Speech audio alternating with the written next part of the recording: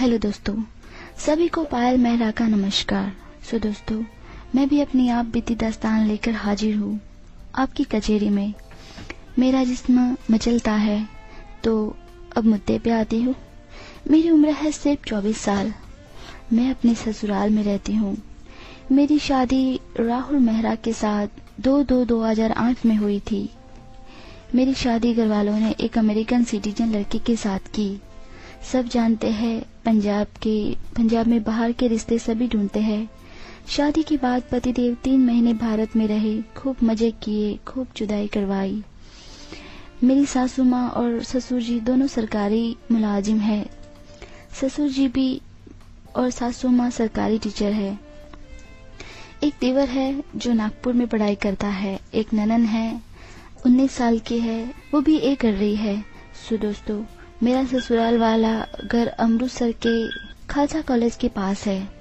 वहाँ बाहर से लड़के पढ़ने आते हैं जो ससुर जी ने ऊपर वाला हिस्सा किराए पे दे रखा है। मेरा घर बहुत सेफ है, पूरी तरह बंद, बड़ा सा मेन गेट है। 3 लड़के किराए पे रहते हैं। वो मुझे जब भी मिलते तभी वासना उनकी आंखों में दिखती। वो मेरी जवानी देखकर नहीं रह पाते। पति के जाने के बाद मैं चुदने को बेचैन रहने लगी। फिर मैंने सोचा कि उनमें से एक लड़के को मैंने भी लाइन देनी शुरू कर दी।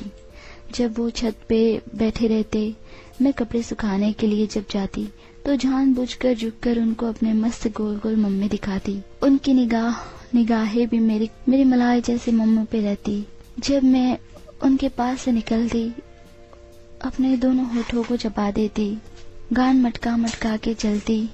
वो भी आहे भरते और कमेंट देते, क्या माल है यार। उनकी ऐसी बातें मेरी प्यार और भी बढ़ा देती। आखिर एक दिन ऐसा मिल ही गया। सास ससुर को किसी काम से मेरी बड़ी वाली ननन मैंने के घर जाना था। मैंने दिल्ली में रहती है। ननन के पेपर चल रहे थे। वो वैसे भी रोज 9 बजे चली जाती। प्रतिदिन नई कहानियाँ सिर्फ कामुक्ता.com पर।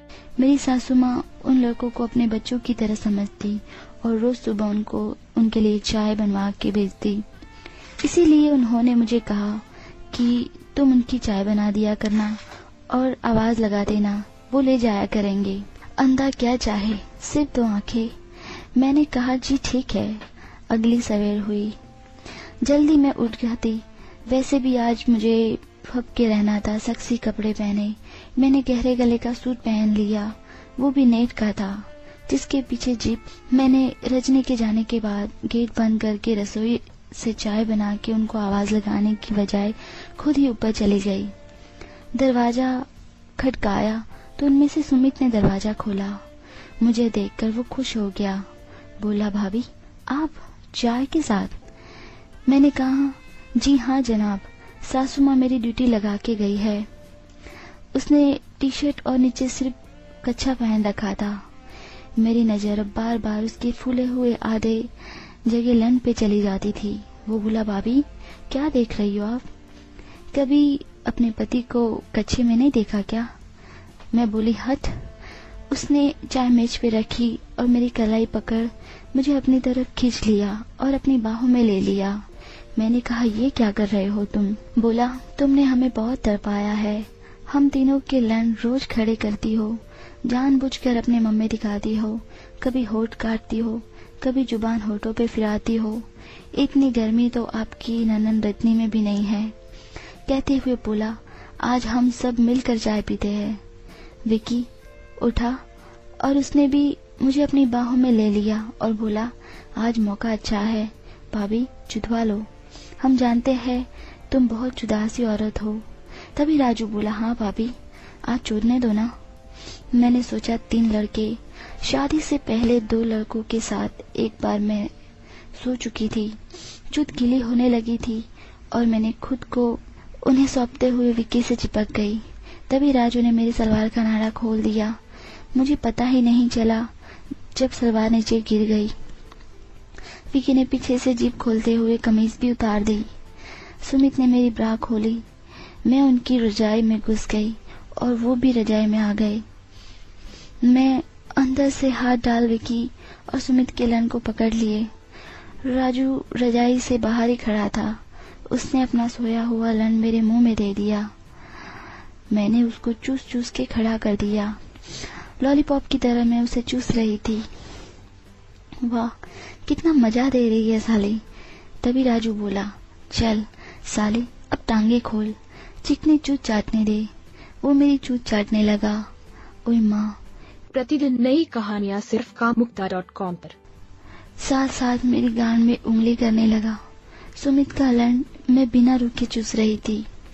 तभी राजू ने मुझे कहा, घोड़ी बनो भाभी, अभी के अभी। और मुझे माननी पड़ी उनकी बात। मैं फौरन घोड़ी बन गई। उसने कोल्ड क्रीम अपने लन पे लगा दी और लगा के लन मेरी गांड में डाल दिया। हाय, ये क्या किया? इसको क्यों चोद रहा है? बोला, मुझे गांड मारनी बहुत पसंद है। सुमित नीचे से मेरे स्तनों को चूस रहा था। कभी चूचू को काट देता। विक्की मेरे मुंह में डालकर चुसवा रहा था। राजू ने अपना लन मेरी गांड से निकाल दिया और खुद सीधा लेट गया। मुझे कहा कि ऊपर से आकर गांड में डालो। मैंने उसका लन पूरा अंदर ले लिया। तभी विक्की ने दरवाजे से कॉन्डोम निकालकर अपने लन पे चढ़ा दिया। बीच में बैठकर उसने मेरी चूत पे थूक लगा के उंगली डाली। ओए माँ, क्या एहसास था वो।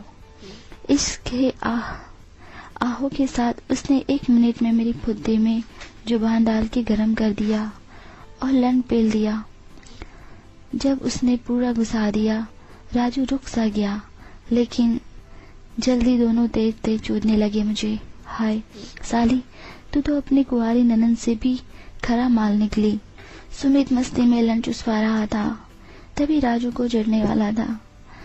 उसने निकाल लिया और तभी विक्की को निकालना पड़ा, लेकिन जल्दी से सुमित नीचे लेट गया और अपना लन राजू की जगह डालते हुए चूदने लगा। विक्की ने फिर डाल दिया। राजू बोला, तुझ से माल निकाल दो, लेकिन मैं उसकी मुठ मारने लगी। और चूसो तुम, और चूसो। तभी उसको जोश आया। उसके खुद मुठ मारते हुए अपना पूरा माल मेरे होठों पे डाल दिया और लौड़ा मेरे मुंह में डाल दिया। मैं चूद रही थी और गरम थी। मैं भी उसका एक एक कतरा पी गई और चाट के साफ कर डाला। तभी विक्की उठा और उसने भी कॉन्डोम उतार दिया और उसको मेरे निप्पल के साथ मसलने लगा। मैंने जड़ से उसको खींचा और चाट के साफ कर दिया। वो दोनों बराबर में लेट के हाँफने लगे थे और सुमित अब मुझे अपने नीचे डाल के फुद्दी मारता हुआ जल्दी छूट गया। उसने सारा का सारा माल मेरे अंदर डाल दिया। उसने कॉन्डोम नहीं लगाया था। सो दोस्तों, 2 बजे तक कमरे में नंगा नाच चल रहा था। तीनों ने एक एक बार और चूदा। मेरी तो सारी प्यास बुझा दी। इतना मजा दिया जितना मैंने मेरी जिंदगी में कभी नहीं किया। फिर मैं हर रोज एक से चुदवाती और फिर ननन रजनी को भी इस खेल का हिस्सा बना लिया।